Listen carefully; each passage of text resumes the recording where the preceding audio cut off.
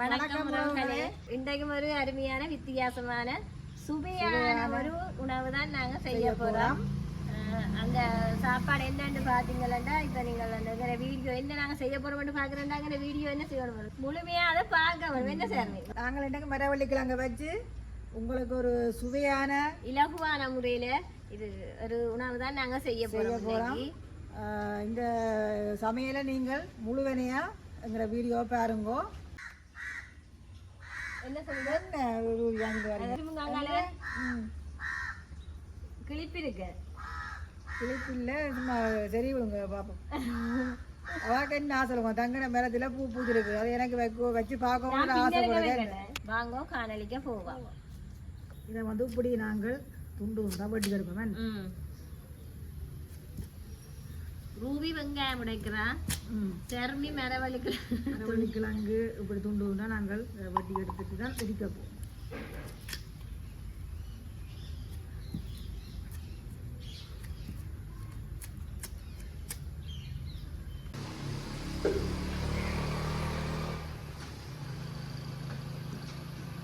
கத்தி கூறியில் இந்த தைரியத்தை தான் வெட்டு போடும். இப்படி அமர்த்து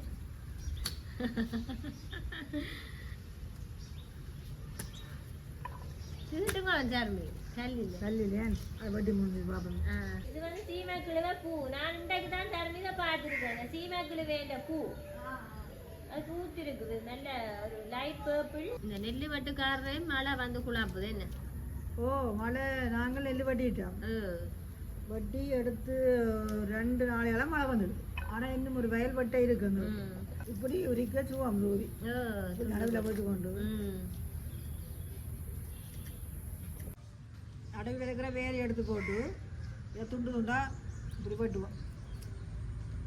வெட்டி அடித்தாதான் இந்த மிக்சியிலே அடிப்படும். இதெல்லாம் மாப்பிடி பணக்கலாம். சிலது வந்து வேர் இருக்கு.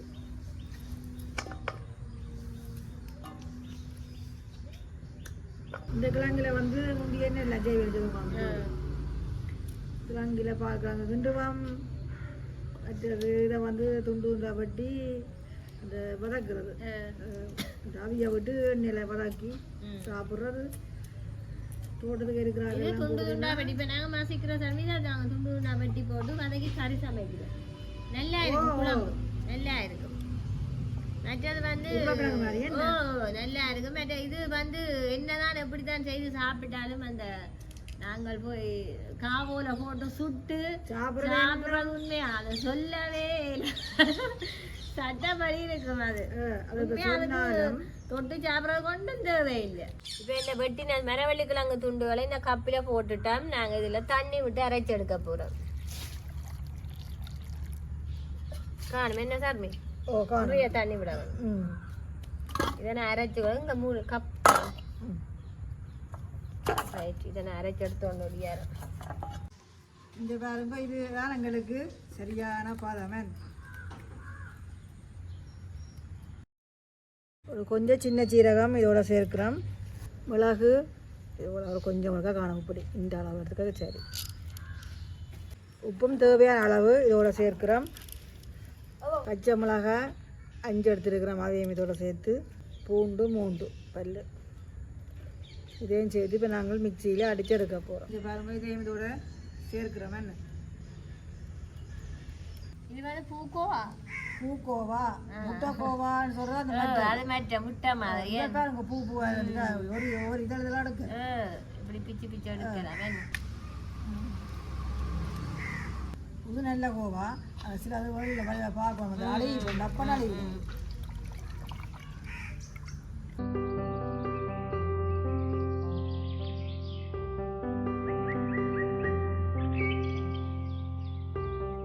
ஒரு கரண்டி பூக்கோவா சேர்க்கிறவன். அதோட இதோட 2 கரண்டி வெங்காயம், இன்னொரு கரண்டி இதோட சேர்க்கிறோம். இதை இப்போ நாங்கள் சேர்க்க போகிறோம்.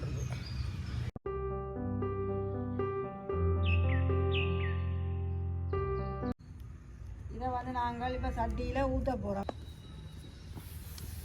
சண்டை போடுவோம் முதல்ல. நாங்கள் இப்படி சின்ன சின்ன அடுப்போம் நடுவி அவிஞ்சு வெறியாக பாருங்க நல்ல ஒரு வாசம் அடிக்குது அந்த மரவள்ளி கிழங்கு தானே சீரகம் போட்டது இல்லை மிளகு உள்ளி எல்லாம் போட்டு நாங்கள் நல்ல ஒரு வாசம் வருது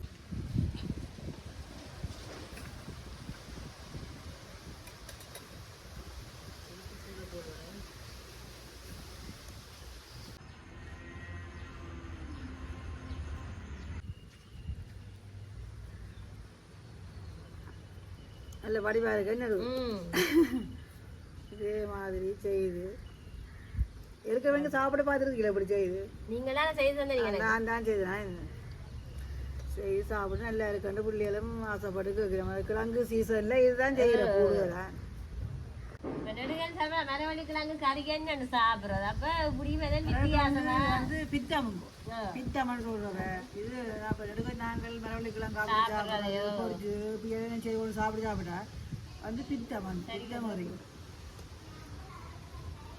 தெரியும்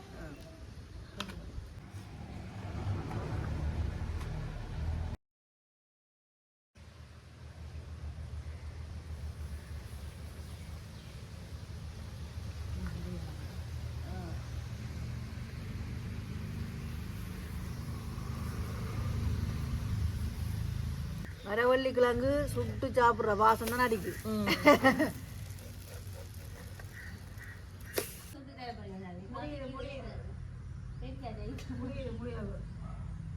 எல்லாம் படம் என்ன எல்லாம் சுட்டு சுட்டு வச்சுட்டு தான் சாப்பிட போறோமா நான் பார்த்து கொண்டிருக்கிறேன் அப்படி எதுல நான் பார்த்துக்கிறேன் சம்பளம் ரெடி பண்ணி போடுகிறேன் சட்னி சட்னியும் ரெடி அப்ப இனி சாப்பிட்றதுக்கு கொஞ்சம் வெயிட் பண்ணி கொண்டிருக்கிறேன் நானும் தட்ட தாளும் தட்டப்படுது தாளம்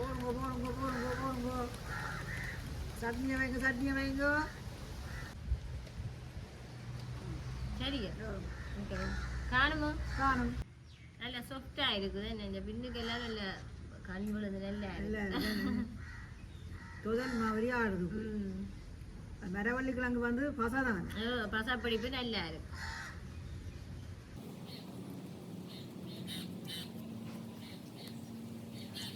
ஈஸியான சமையல் மரவள்ளி கிழங்க வாங்குறோம் உரிக்கிறோம் மிக்சியில் அடிக்கிறோம் தோசைக்கெல்லாம் வாக்குறோம் திடீரெண்டு இப்போ ஒரு உறவுகள் வந்தால் நம்ம செய்து கொடுக்கக்கூடிய இலகுவான ஒரு முறை இது இப்போ நாங்கள் எங்கேயாவது போகணும் இல்லை இங்கே போய் வந்துட்டோம் அப்படின்னு சொன்னால் வரங்க இருந்தால் செய்யலாம் தான் டப்பான்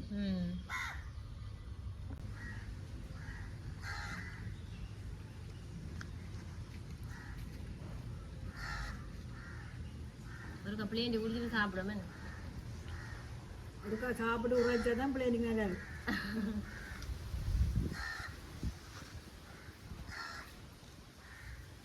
தோசைக்கு அந்த அது என்ன இதுக்கு இந்த மிளகு இது போட்டாங்களா தூக்கல நல்லா இருக்கு மிளகு சீரம் போட்டோன்னா அந்த கலரே மாற்றி கலர் மாறி விடுது பாருங்க இந்த பொன்னிறமா வந்துச்சு இது வந்து அந்த மிளகு சீரகம் அந்த வாசம் அந்த அந்த ஒரு சுவை அதோட இதே தொட்டு சட்னி தொட்டு சாப்பிட நல்லா இருக்கு சூப்பராக தான் இருக்கேன்